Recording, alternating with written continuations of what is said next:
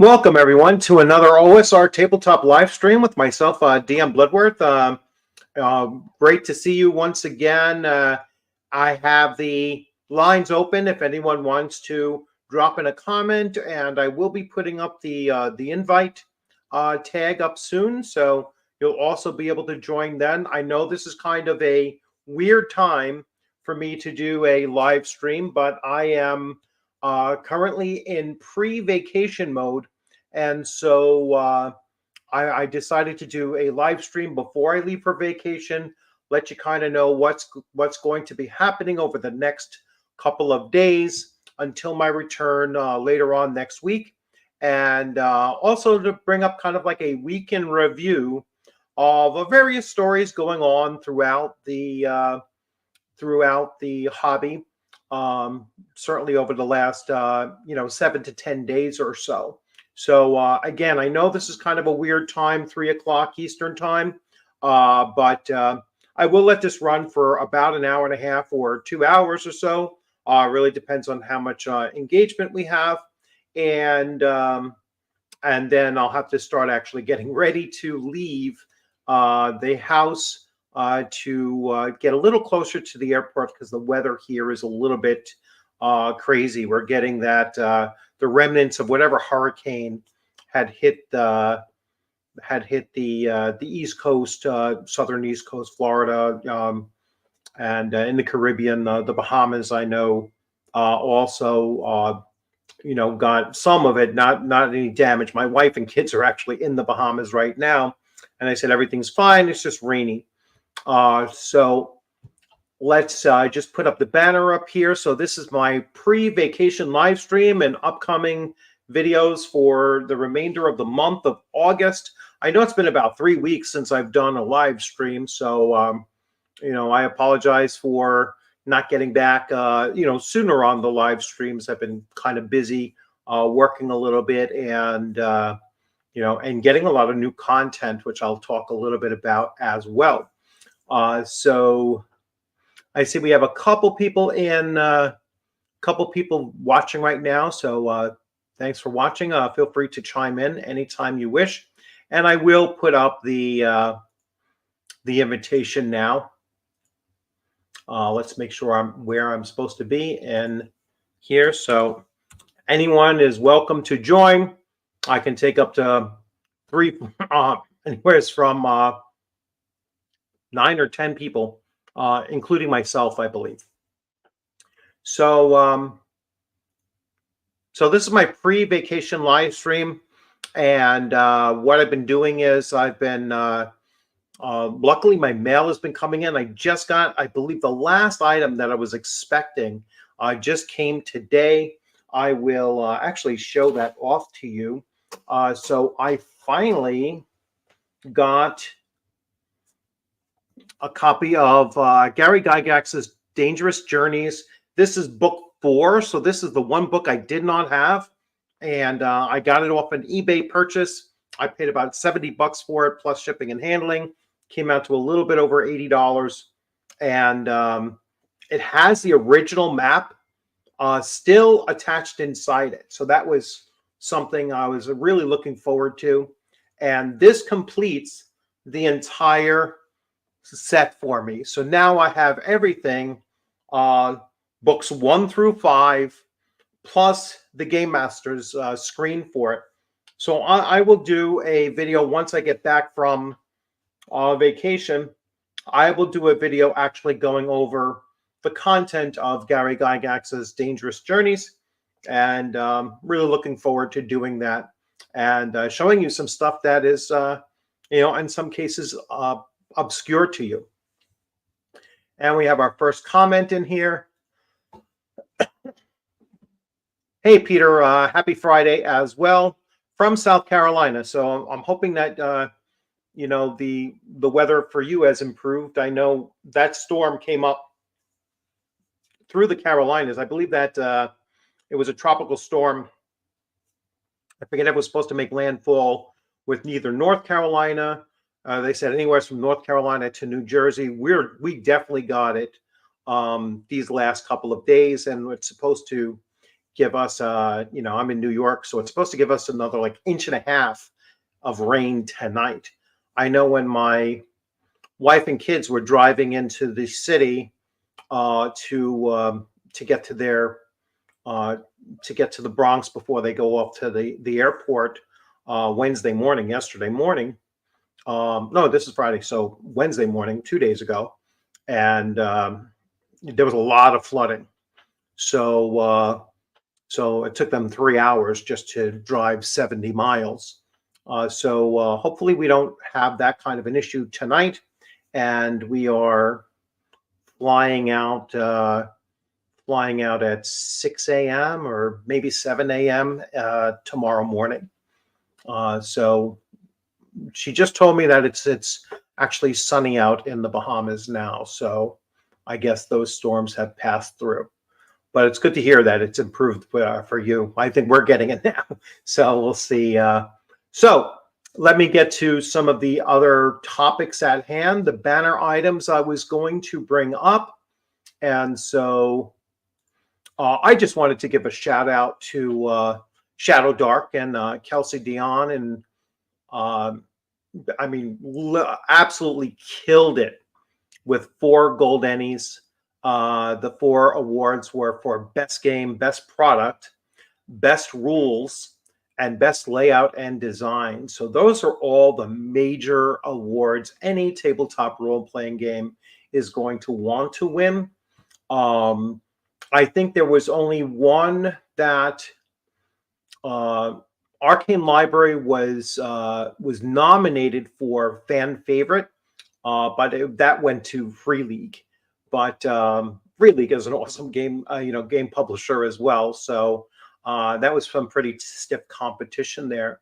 The best game, I absolutely believe that for this year, late 2023 and through 2024 thus far, Shadow Dark is absolutely the best game. I don't know how best game and best product don't overlap each other to a certain extent, but perhaps it just means the way that it was packaged.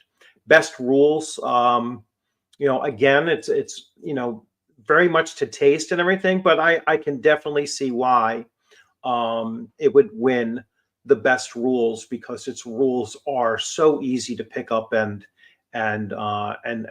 just play for the first time, or even run it for the first time.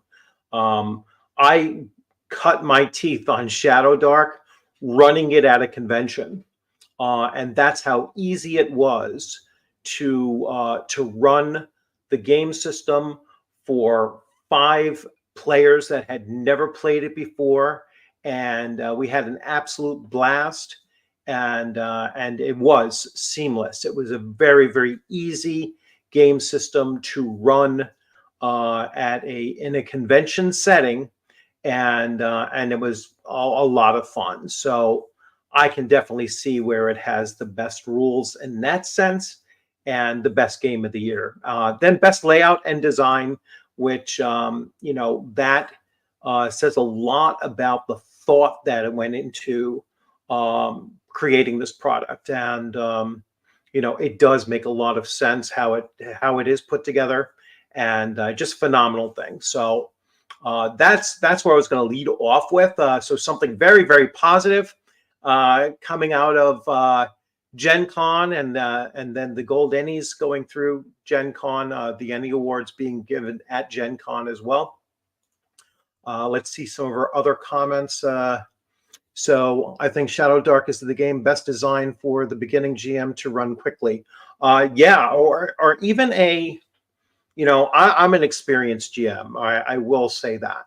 And, anytime that you're picking up a new rule system, even for an experienced GM, it's got to be designed for ease of pickup and play and whatnot.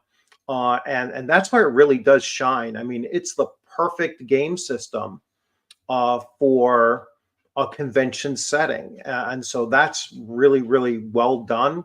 Now, I'm running a campaign right now. We're into our 4th week, or we would be if I wasn't going away for vacation tonight.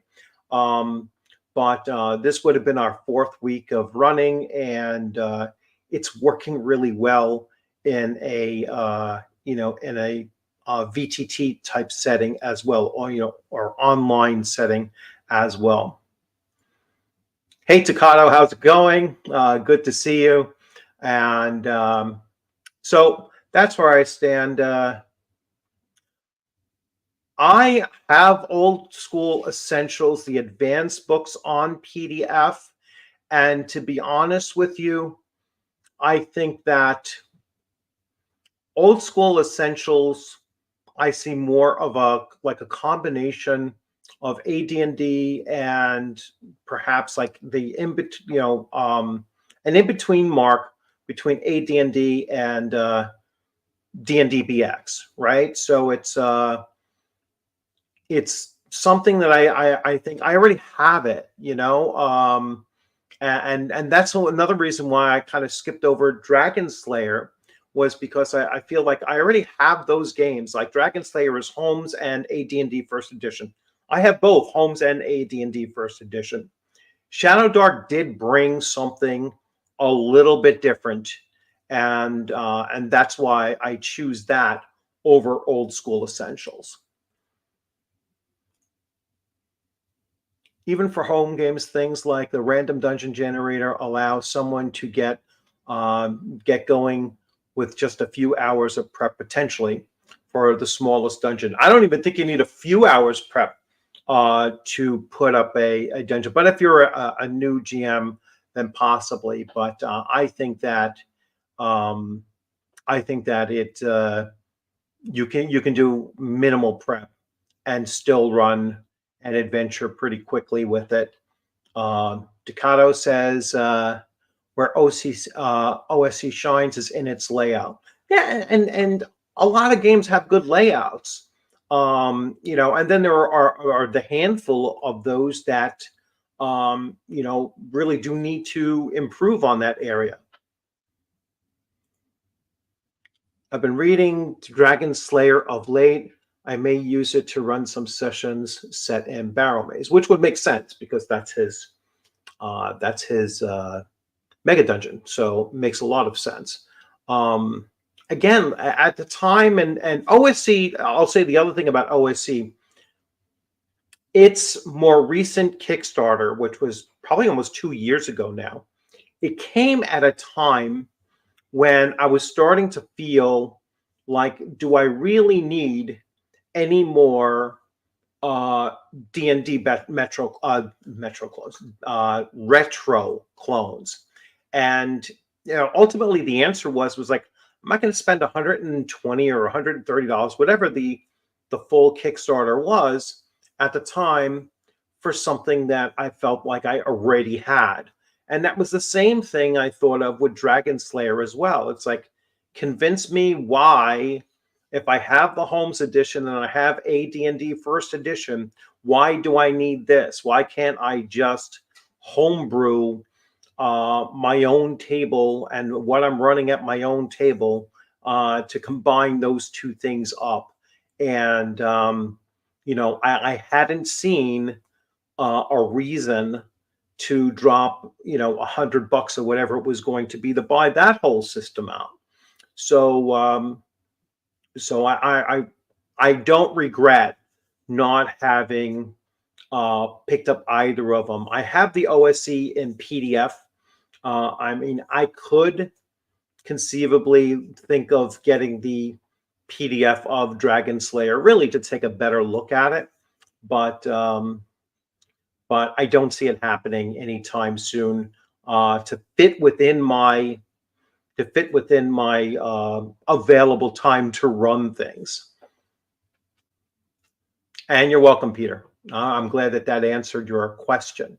So getting back to my banners, let's see. So like I said, Shadow Dark was a pretty big winner, obviously, at the Ennies. Now, some other news that came out of Gen Con is, and you got to give it to Wizards of the Coast. They always pick the strangest and most ill-opportune times to step their foot into it. So, from what I understand, Wizards of the Coast gave out copies of the player's handbook, both advanced copies of a PDF that were clearly printed, and there was not a disclaimer, an NDA released with the PDFs.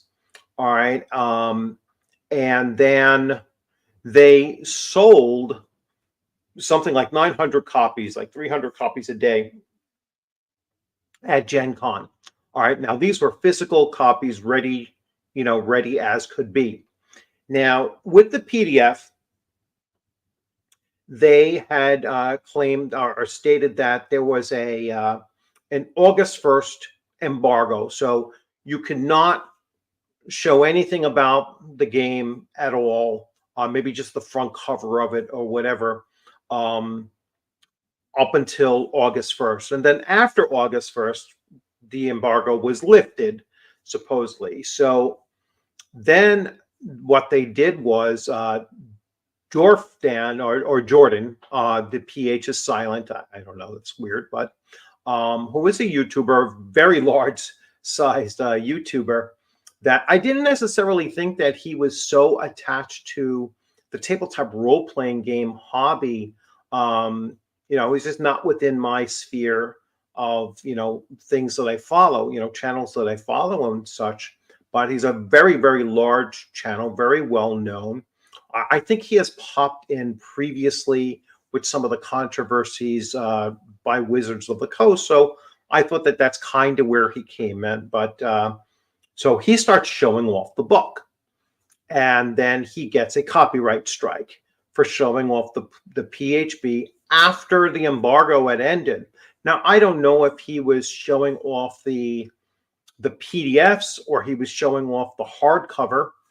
How he got the hardcover, was he sent the hardcover? Did he go to Gen Con and get a copy of the hardcover?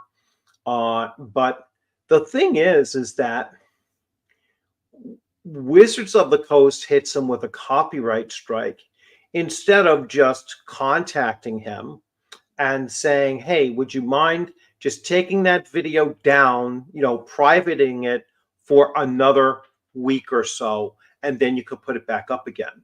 That would have been the right move to do, but that's not what they did. They hit it with a copyright strike instead, which could be, if it's the third one, it ends your YouTube channel permanently. All right. And they have no idea whether or not he had two strikes, going into this or whatnot, so it was just so poorly mishandled. And again, it's not like they came out afterwards. Now they did contact YouTube and remove the copyright strike, but from my knowledge as of now, and somebody can correct me, no apology ever came out. All right. Wizards of the Coast never came out and apologized and said, hey, you know what? One of our staff members, one of our lawyers, one of our whatever, our legal team issued this copyright strike without running it through those of us in our social media realm with, so we had no idea, or they had no idea that the embargo was over on August 1st. But anyway, it just shows you the disconnect that is taking place within Hasbro and Wizards of the Coast. And then this is probably more of a Hasbro thing than a Wizards of the Coast. And just that they just have terrible community relations. It's like they just don't know how to handle their customer base. And their customers are going out there and they're showing off their product. Now, I know that people showing off the PHB are going to get compensation through the clicks and the and the watch time and the algorithm and all of that, and they're going to make money from doing it, but they don't have to do it. They can certainly choose not to do that and forego that. I'm sure if they have over 100,000 subscribers, that they could put up virtually anything up there and it's going to get a good bump in the algorithm. So just another example of Wizards of the Coast stepping on its own member, I'll say. All right. Let's check comments. So he was sent an advanced copy of it. All right. So, but then the embargo would come into play, right? That's where the August 1st embargo comes from.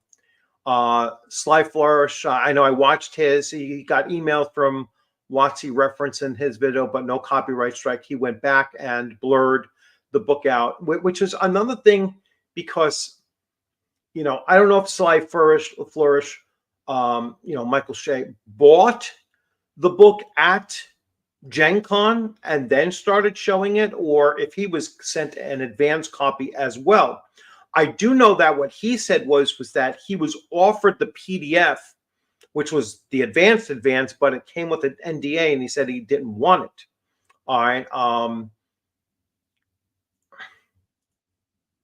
If there is a way for WotC to step on its own crank, WotC will find it. Yeah, exactly. I mean, they just can't cut themselves a break. It's like, just learn to shut up and sit back and let things happen. All right. So he got an advanced copy as well. Again, the embargo date of August 1st then, because people were buying copies, at Gen Con by then. And so or the very following day. So if someone bought it at Gen Con, then they can show it. All right. And even then, some people were still blurring them out. If you have to be that worried about showing a product that you purchased, online, then I don't see why you're showing that project off, or that product off. I don't see why you would risk their kind of litigious, attitude toward the customer base. And I literally wouldn't. I wouldn't even show it. I wouldn't even. I wouldn't give them the free advertisement of covering their product. Now, I'm not obviously, I am not a fan of Wizards of the Coast at all. I'm not even a fan of 5e. I don't like the system. I played it a few times. I never liked the system, and I don't consider it to be Dungeons and Dragons. So I am on the record of being very anti-5e, this is Dungeons and Dragons, and anti-Wizards of the Coast and Hasbro in particular, especially since Tasha's. So that's where I go back to, where I started really seeing the game go in a direction that to me is not real Dungeons and Dragons. So that's me, and I give full disclosure of that. I will probably never support anything that they do, and I'm hopeful that someday they're no longer holding the IP, and there's someone who is a genuine lover of the IP, and of the legacy of Dungeons and Dragons, actually owns it, and then actually makes good product around it. Yes, they are. So let's see. Yeah, all those guys that got advanced copies waited as they were instructed before doing any videos on the PH. Yeah, but his initial one was not after the was not before the embargo. That's what I'm getting. That's what I understand, was he did it on like August 2nd, which was a day after. WotC is sensitive to the fact that pirates can create PDFs from video frames, and That actually brings something up, Kevin, because I just saw the thumbnail of a video from Roll for Combat, who said exactly that, right? Roll for Combat, the PHB 2024 PDFs are out in the wild. So, yes, you are correct, but I could buy the player's handbook and bust the binding on it and start scanning off those pages and get a far better quality scan by just using that, that printer behind me to scan a book that I busted the binding on, and I will get a much better quality printing than someone's getting off a screenshot, and then I can disseminate that as well. All right. So having that embargo, or not letting people share on their video, on their platform, the images of the book as they're doing a flip through, doesn't prevent the piracy from happening. All right. It just it means nothing to it, because like I said, you can bust the binding and print it out yourself anyway. So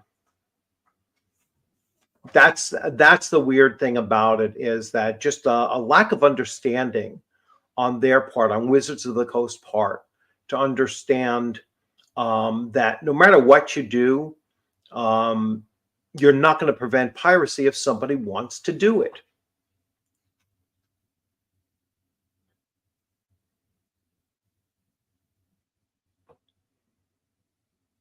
Well, yeah, that I don't understand too, Ducato, that they'll still make these videos. They'll still come out and they'll do these videos, and it's like, it doesn't make sense to me for them to, especially for Jordan, PH Silent, to actually cover it at all. If he is, I haven't double checked to see if he is going to continue covering that at all. I would have sent back a video response to Wizards of the Coast and say, you know what? I'm not going to show your product. I'm not going to show this one. I'm not going to show the next two. All right. I am going to forgo it unless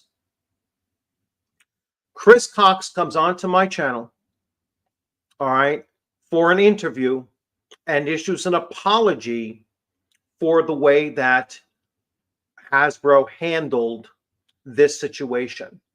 All right. And that's the only way I would have allowed him, or that's the only way I would cover it in the future. The other thing I would have done is, if I had the physical copy of it, all right, I would have done a live stream shredding that thing. All right. Would have gotten far more in, super chats and in views and all the other than the book actually cost me, and would have at least made that amount of money back from the purchase of it. So yeah, I don't see why they would swallow their pride, especially if they were threatened, or told, oh, you got to blur this out, you can't do this, you can't do. I couldn't be bothered with it. Anytime I've ever gotten like a not a copyright strike, I've never gotten I've gotten a like a strike against like the monetization, right? So you end up with the yellow dollar sign on a thing, which means that it's being partially monetized by someone else. Like if a music came through in the background by accident, or I was trying to show a video, a promo of a game on Kickstarter, that's where it's happened before. And as soon as I saw the yellow dollar sign, I just took the whole thing down. I took the video down. I'm not going to share, that with anybody else. I'll make it without the music, or I'll make it without the video, or I won't make it at all.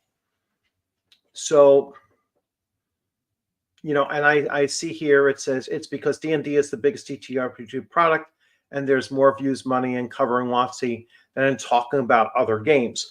Well, does it really? Maybe I'm just talking from a very small YouTuber's perspective.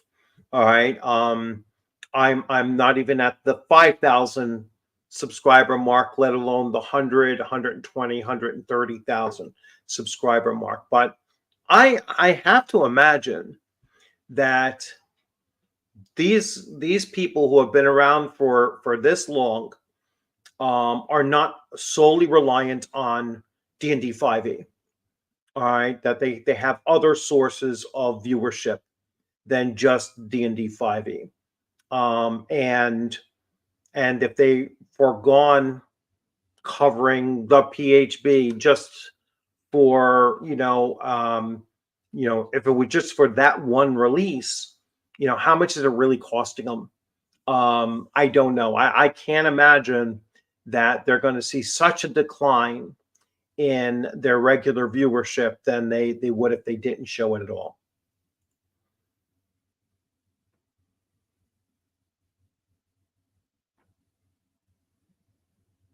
Yeah, it's definitely going to already be high. Like I said, it's having the pages visible on a screen is not going to even render the best quality of pirated PDF copy of it.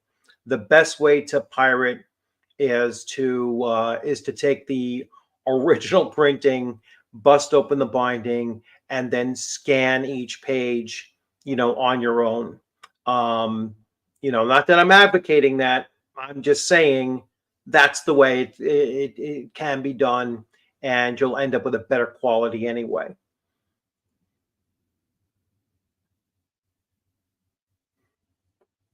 Yeah, they definitely waited. I know they did. Shea was pissed he had to blur his video, but then released a video on how to create a character with a new. Yeah. So yeah, I wouldn't have done it, but again, that's a personal choice. I don't look down upon, making that decision for yourself. I personally wouldn't have done it. That will never happen. I'm not sure, Tandemar, what won't happen. Maybe you're talking about Chris Cox coming on his channel, and well, Jortfan is a very big channel. If you're not able to take the 5 minutes that it would take to go out there and say, hey, you know what, someone within our corporation messed up. We apologize for any concern that it caused, and leave it at that and walk away. I mean, that's manning up. All right. And if unwilling to man up, then why the hell would Jordan, if he did, why the hell would he show that product? I wouldn't give a shit about the clicks that I'm going to get for showing the product. All right. I mean, I just wouldn't do it.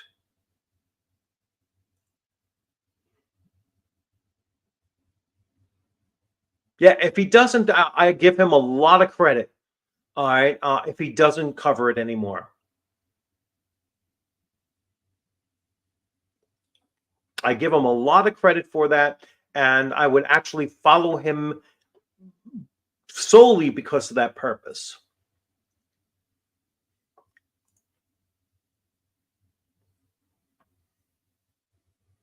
Yeah, if he mostly focuses on DCC and he has the numbers that he has, then he doesn't need Wizards of the Coast.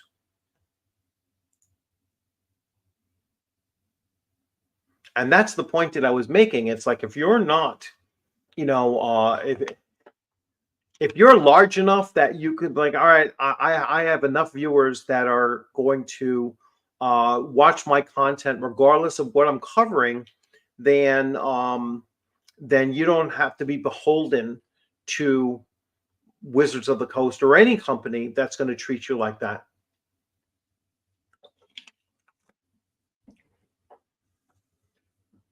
And again, if anyone wants to jump in and chat along on the panel, you're welcome to do so. And there is the link. And I'm also going to, I got to double check and make sure, but I'm also going to do some of my August giveaways. I don't think I've done any giveaways for memberships. We as YouTube creators, we get 10 per month that we can give away, and it'll give you a little bit of a taste of membership content. Now, my membership content isn't through YouTube, but what my membership content does do for you is that when you come to my Discord, then you will be you will have first dibs on getting into any of my plays, any of my games that I'm running, whether it be for one shots or limited time period campaigns, mini campaigns.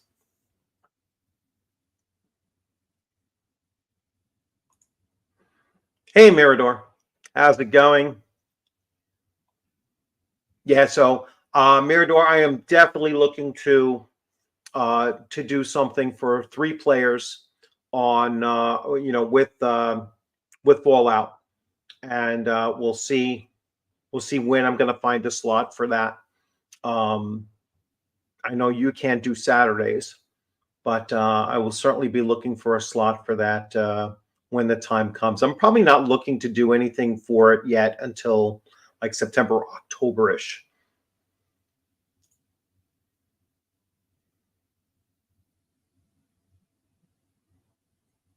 Okay. Yeah.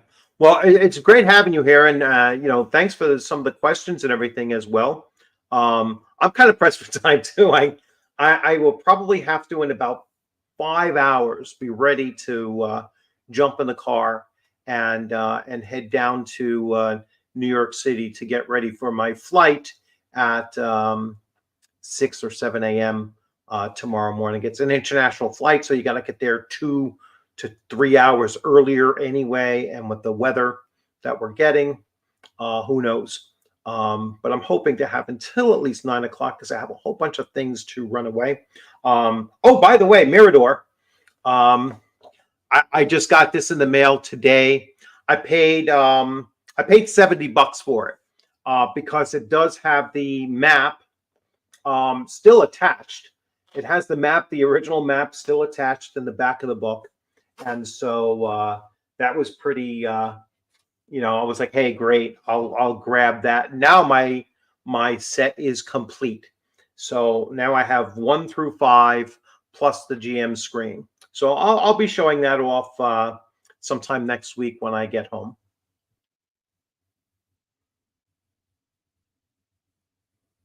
All right, banners. Let's get back to banners now. And the next thing, I already showed that. Okay, it was another controversy that also came out of Gen Con. So we had, and I get a lot of this information from, I will give a shout out to Eric Tankar over at Tankar's Tavern. He was the first one to I believe, report on this, that Studio Inkbat violating the Dave Arneson estate's trademark and IP rights to Blackmore. The estate has no evidence that Dave Arneson worked on that project. And now I pieced that title and that little comment together from several different sources, right? So Eric Tankar, and then Griffith Morgan was another one who works with the Arneson estate, doing the Secrets of Blackmore and other projects as well. And my understanding is that the Dave Arneson estate actually reached out to this publisher looking to make contact with them, and the publisher did not even answer their email requests. So I fully expect that the Arneson estate has probably already claimed that there's no evidence that Dave Arneson actually worked on this project, and they might even put out a cease and desist if they haven't done so already. They might actually put out a cease and desist to get them to stop. But this project was being sold at Gen Con, so far Gen Con this year has been, quite frankly, has been kind of off the hook. And then I spoke about, pre the convention, I spoke about the Crit Awards, and the issues with the Crit Awards being very hypocritical and discriminatory about who could win awards. Basically saying, well, if you're a Zionist or if you show any kind of support to Zionism, which is a very ambiguous kind of thing to say, because does that mean that if you're an Israeli, you're automatically banned from being able to, if you're Jewish, are you automatically banned if you're an Israeli Christian or even an Israeli Muslim? Or, they kind of miss the idea of the difference between nationality and religion and ethnicity and everything. So, to have something that was so blatant and unnecessary in their code of who would be eligible to win an award, and then of course they give this the Crit Awards gave this thing that kind of made it appear like they were victims of something, like, oh, this was so unforeseeable, and we're really taken aback, and it's a shame that some of our creators that we were looking to are going to feel like they need to distance themselves. They really did gaslight the whole situation, where trying to make themselves look like they are victims in it, and it's blatant hypocrisy. I mean, I don't care about religion or any of those, the Middle East in general and all of the issues that go on over there. Not my country, not my ethnicity, not my religion, not my real concern. But when I see blatant hypocrisy, I speak up. And so that's what I saw, in that. And I'm like, I knew it couldn't fly with any other group that you try to do that to. Well, no, there's a couple groups that you could do that to. Middle-aged white man can't get out of the hobby fast enough, kind of thing going on. But that was just so hypocritical that I was like, I have to do a video on this. I have to speak up against it. And so Gen Con has been, pretty damn controversial this year. And it's again just another bizarre situation where, this is why we can't have good things kind of comment comes to mind, right? It's because people just don't think before they put stuff out there.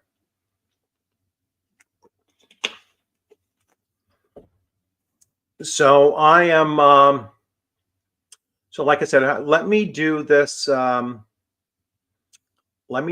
membership thing. And I believe I have to go into this, and now I go down to here, and I am going to give away membership gifting, and I am going to give 5 memberships out now. So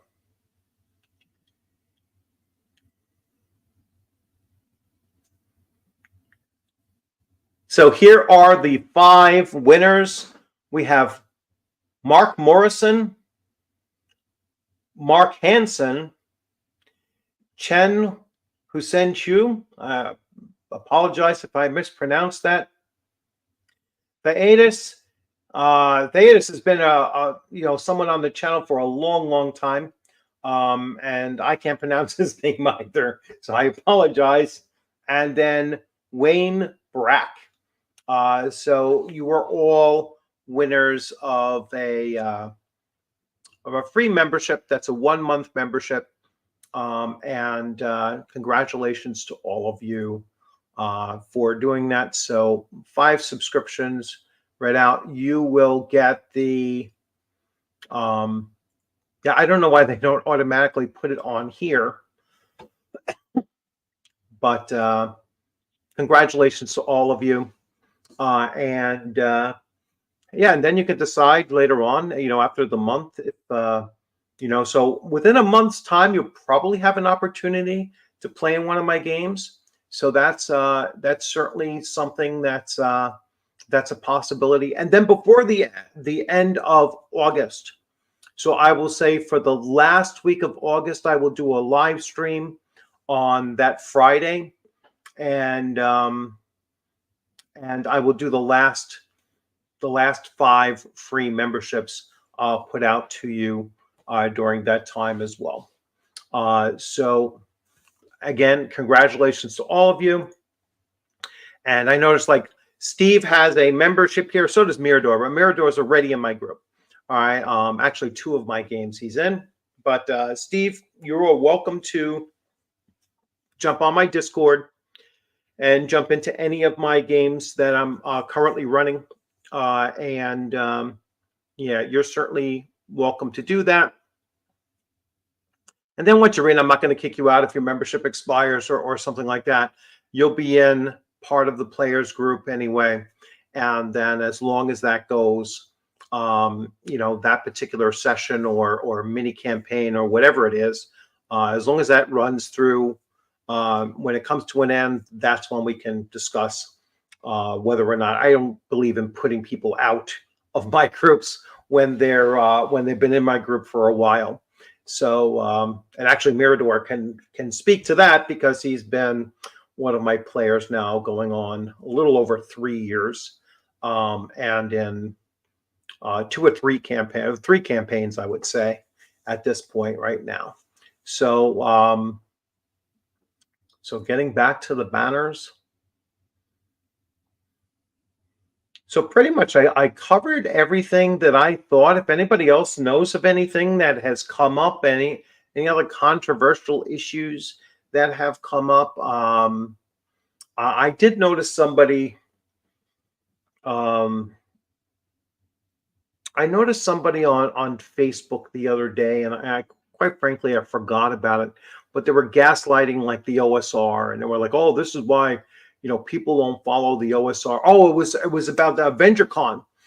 So about VentureCon 3, and someone put up there. He was kind of on the fence where he was like, I really don't know this guy. I've never had any interaction with this guy. It just doesn't seem like it's the convention for me. So I'll leave it up to others to talk about it.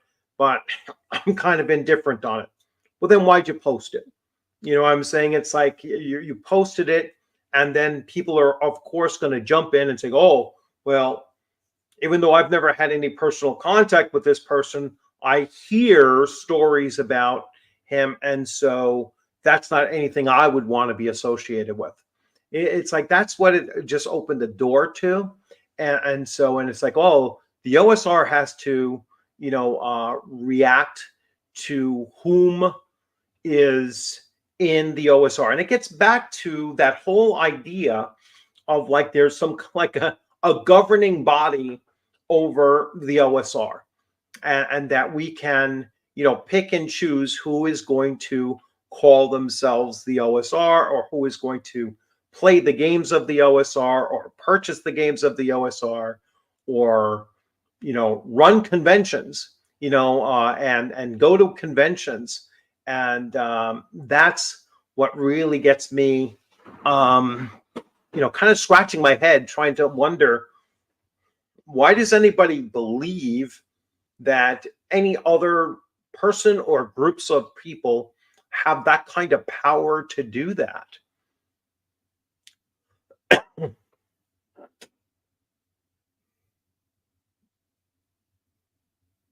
Yeah, yeah.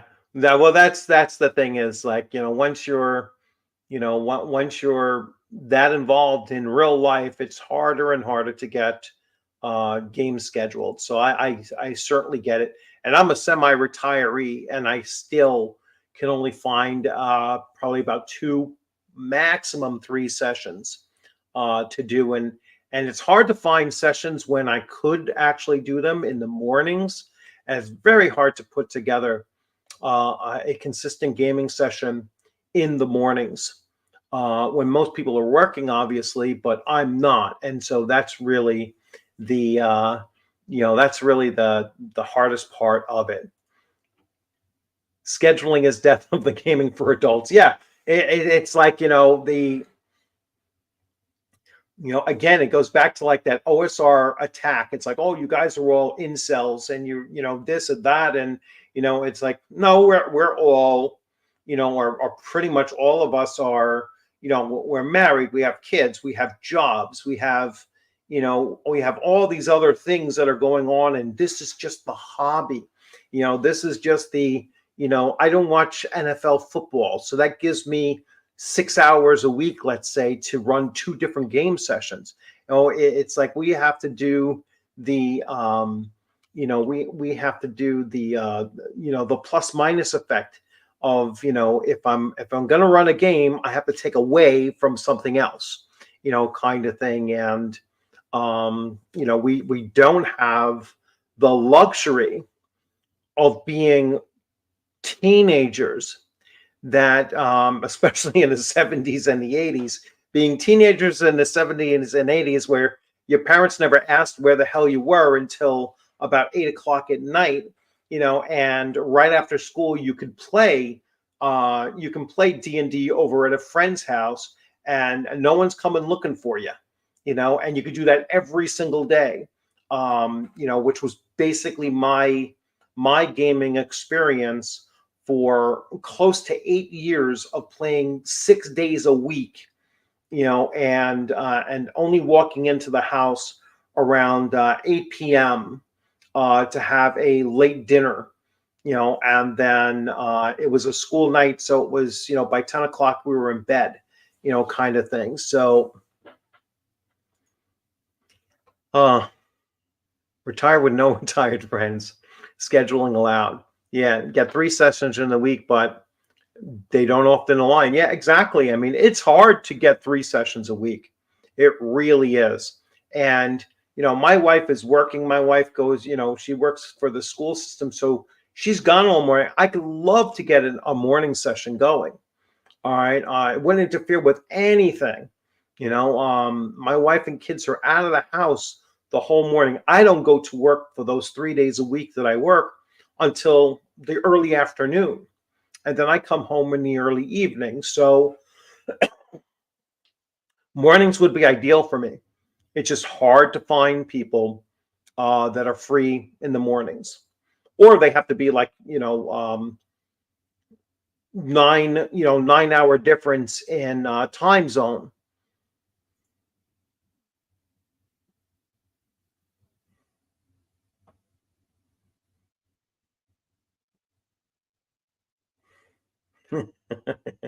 Yes, that is absolutely it. Yeah, now that we have all the money, and the ability to buy the things that we like, we don't have the time anymore. I'm hoping someday when I retire from my second job, that then I will actually have the time to then I'll actually have the time to do that and play whenever I feel like it. I don't see that happening for, my wife being a non-gamer kind of shoots that down.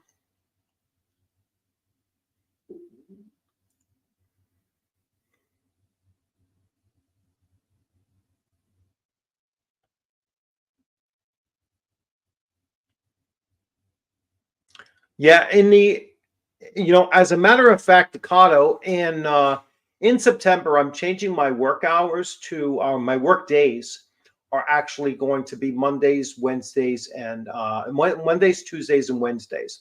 So my Thursdays are going to be open. So I'm going to be open Thursdays, and my Friday nights are also going to be open. Although I do have a Castles and Crusades game where I was playing that they really do want me to return to that. So, but I'm definitely available to run something or to play in something Thursday nights. And I could say I'm going to still keep my Tuesday night game going. I don't know if I'll be able to do Thursday and Friday. So I'll definitely keep you in mind when we get to September, because I already know my hours for September, my days starting in September. I'm starting on September 3rd.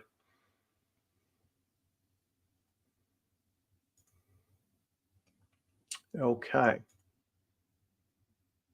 So let me take down let's get rid of the comment and let's get rid of the banner.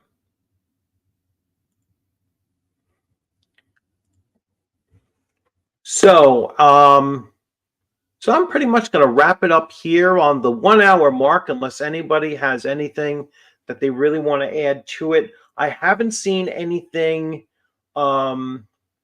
anything other than the stuff that I brought up already from this past week. So it's been, I guess, other than Gen Con and the one positive and the three negatives that came out of Gen Con, I haven't really seen very much about any new releases that are must-haves. I know that, there's always new Kickstarters coming out. I think they're going to really start coming out again in September-ish. I think that's they tend not to launch Kickstarters in the summertime. The very beginning, yes, but not during the summer itself, because a lot of people are going away and they're not really paying attention to this kind of stuff. And I see the same thing as a YouTuber, and the channel's numbers always decline during the height of the summertime because people are away and whatnot and just not paying attention to it. And then it'll start picking up again September, October or so. So there's several ebbs and flows throughout the year. Usually January is another time that is a very lull time in people watching stuff and looking at stuff because they're trying to recover from the holidays, most likely. There are not new releases that I'm interested in. I'm just waiting on stuff to be shipped. Yeah. Yeah, I got a lot of stuff coming from Troll Lord Games. And just waiting to hear about when those things are actually going to start shipping. But other than that, I don't have any other physical books coming. Certainly not in any kind of quantity, at this point. I just got everything this week. So I just got these last 7 to 10 days. I got everything for Fallout that I was waiting on. I have my Dangerous Journeys that I just got that book. I got the book that I'm going to be reading. I'm going to be reading Justin Alexander's So You Want to Be a Game Master, and eventually I'm going to compare that to Gary Gygax's book on game mastery and see kind of like where they're compared and contrast, between those two books, and that's pretty much it. So I expect to have a pretty light schedule as far as getting new product, and then I am going to still continue converting my my Conan 2D20 adventure from Conan 2D20 to Shadow Dark to be run at ShireCon in September. So still have that ready to roll, and I could wing it using Shadow Dark, but I just want to finish writing the thing out and having it ready to roll, and see how that goes. But if it doesn't, I'll just convert. I still have the version of it for Conan 2D20, and I'll run that instead. But I should have it done in time for a late September convention.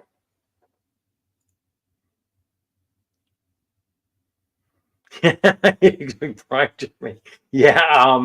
If you're talking about my campaign video. Yeah, I'm really stoked about that because I like digging into like real world stuff, like finding that Pip-Boy map of Oneonta, New York, and starting to develop the Vault 67, and just starting to think about how to engage new players, to the system, potentially in a new kind of setting for them as well, if they're not familiar at all with Fallout. It should be a lot of fun. Waiting on a few Kickstarters from last year and Shadow Dark. All right. Yeah, let me take a look at my Kickstarter. Come on. Let me see what I'm waiting on from Kickstarter.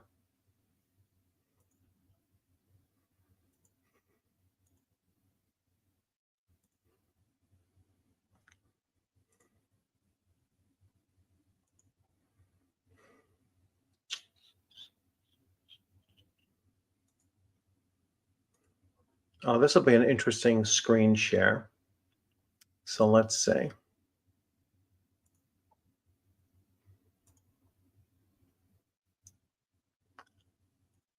I have to remember never to show my wife this screen share. She'll kill me. So here are the projects that I just recently backed. So Immortals White Box. And the reason why I backed this is because I'm kind of interested. They're talking about you playing you're playing deities or rising up to become deities. It really reminded me of Beckme's Immortals. So I want to check that out. Massacre Grounds, I did a video on this. I'm expecting I just did the survey, so I should be getting the PDF and the physical book. It's supposed to be delivered this month, so that'll be awesome if I get that. I'm Castles and Crusades Reforged. I backed it at the PDF only for now, and then I'll see if I want to pick up any of the books later. Adventures Dark and Deep, second edition printing, or second printing, I should say. That's due in March, so quite a ways away. And that's taking the whole thing down to just 2 books, I believe. So it's the rule book and the bestiary, so no longer 3 books for it. Gary Gygax's World Archives, $200, a big one. That's going to be there are 4 add-ons to that. I'm getting, I believe, 6 books. I'm avoiding one of the books because I think that the author is a douchebag, and I'm not going to give him any, any recognition. Even though I wrote it 2 decades ago, probably before he became a douchebag, I'm still not going to back it. Slumbering City I already got. Cutthroats I already got. Gary Gygax's The Hermit, I'm still waiting on that. That's supposed to come out in December. All right, so really excited about that. I'm expecting Teenage Mutant Ninja Turtles in September, Adventure Conqueror King in November, and let's see what else I have coming. Got this. Castles and Crusades, Infernum and the Codex Infernum and Codex Exaltum should be coming this month. All right, so definitely waiting on that. I'm really anxious to see Fire and Ice, the miniature board game. That should have been delivered. I think they got a slight delay with shipping. The last time I checked, so that's supposed to be here any moment now. Castles and Crusades Adventure Armory got delayed because of all the other Kickstarters they're doing. I got Knave, I got Chalt, and these are older, right? So these are very much older. So you can see I'm waiting on a whole bunch of stuff, mostly from Troll Lord Games. So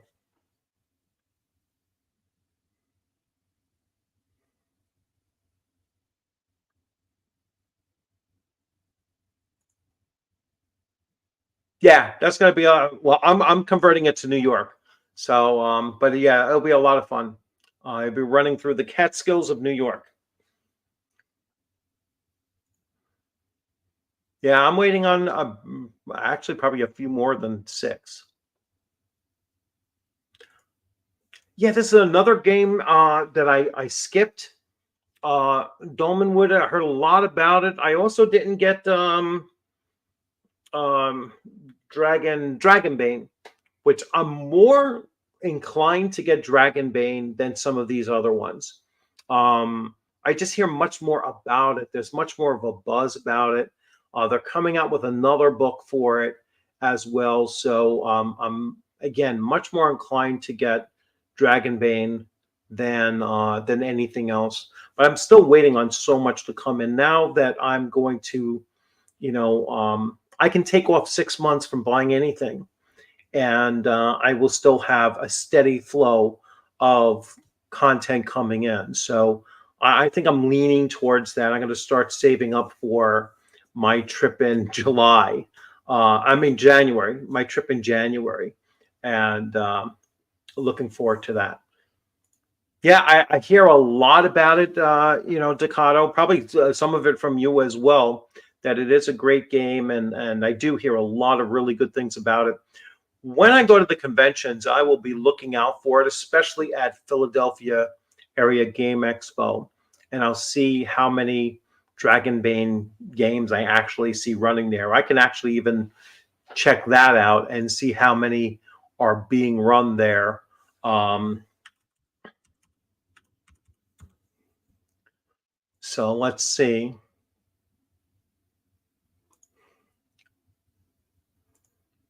I can go here, event schedule, and let's just do a search.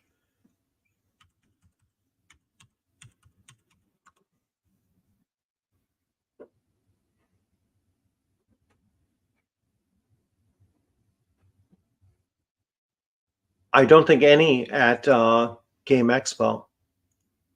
Don't think any at Game Expo. Let's see. Let's share, present.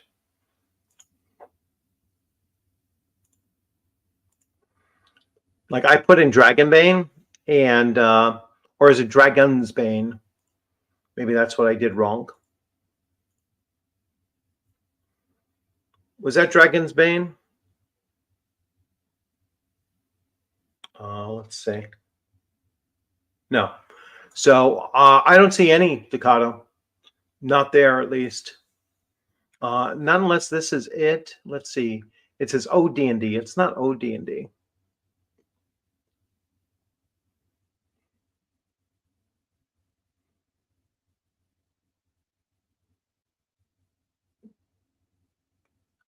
Oh, this is Tracy Hickman and Margaret Weiss adventure. So just Dragon was what triggered that.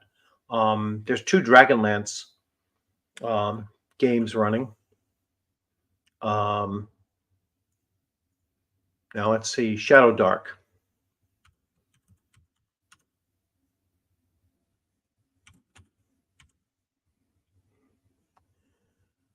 So here's the number of sessions for Shadow Dark. This is always a good thing to show, because you can get an idea. So 1, 2, 3, 4, 5, 6, 7, 8, 9, 10, 11.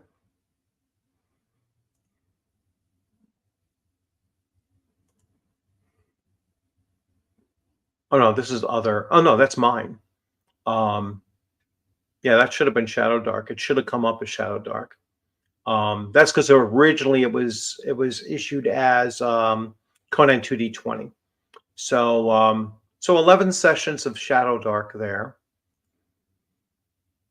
and Castles and Crusades, because we have the Castles and Crusades.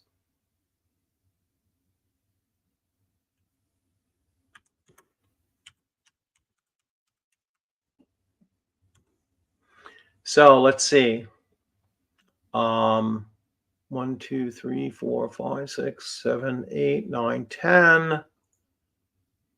11, 12, 13, 14, 15 sessions of Castles on Crusades at Philadelphia area Game Expo.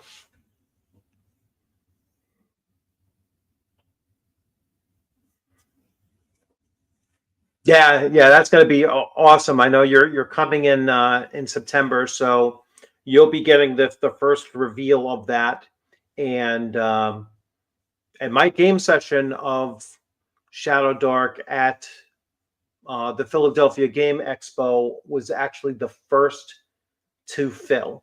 So my Thursday night game was the very first one to fill during the game session. And that is, let's just get rid of Castles and Crusades here. And let's see. So that's running the Slumbering City. So that's not my own adventure, but it's the one I'm most comfortable with. Wow, I have 4 people waiting. So I have 6 players and 4 on the waiting list for that. So that's pretty insane. That's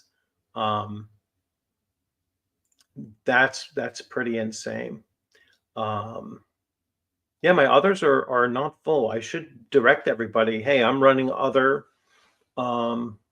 sessions of Castles of Shadow Dark if they want to jump in on it. I'll take care of that after the stream.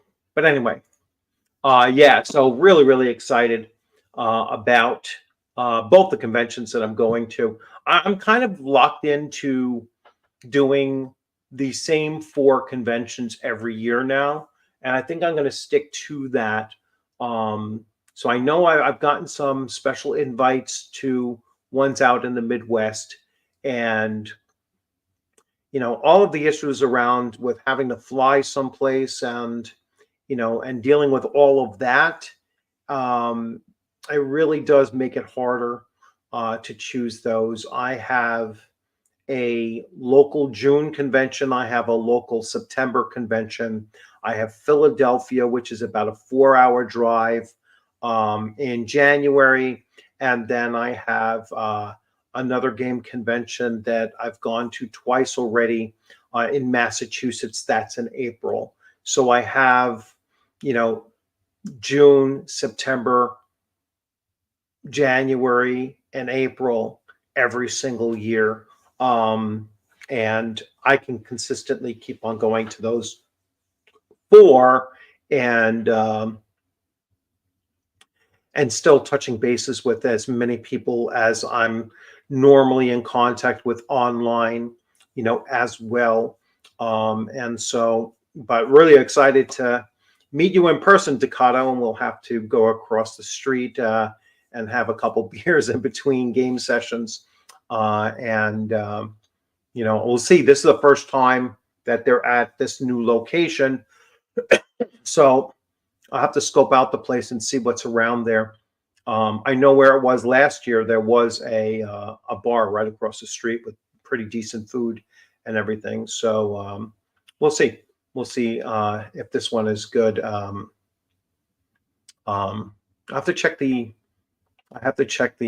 local map there and see what is in the area. I haven't done that yet. So anyway, all right, I am going to wrap this up here, everyone. So thanks for stopping in and listening to me rant a little bit and everything. I will try to do a live stream from the Bahamas over the next 4 days. That's the only way that I can do it from there, is I have to live stream from there. I don't have access to my computer to do the uploads any other way. So the live streams are the easiest ones to do that way. And you all have a good one. Enjoy the rest of your summer. And I will be back Thursday of next week. Wednesday we're flying in, I think in the morning, but I'll probably need a day to recover just from traveling. So I will be back on Thursday of next week and get right back into running games. My Friday Shadow Dark game should be going on. And then and then we'll see from there. All right. You all have a good one. Thanks for stopping in. Take care.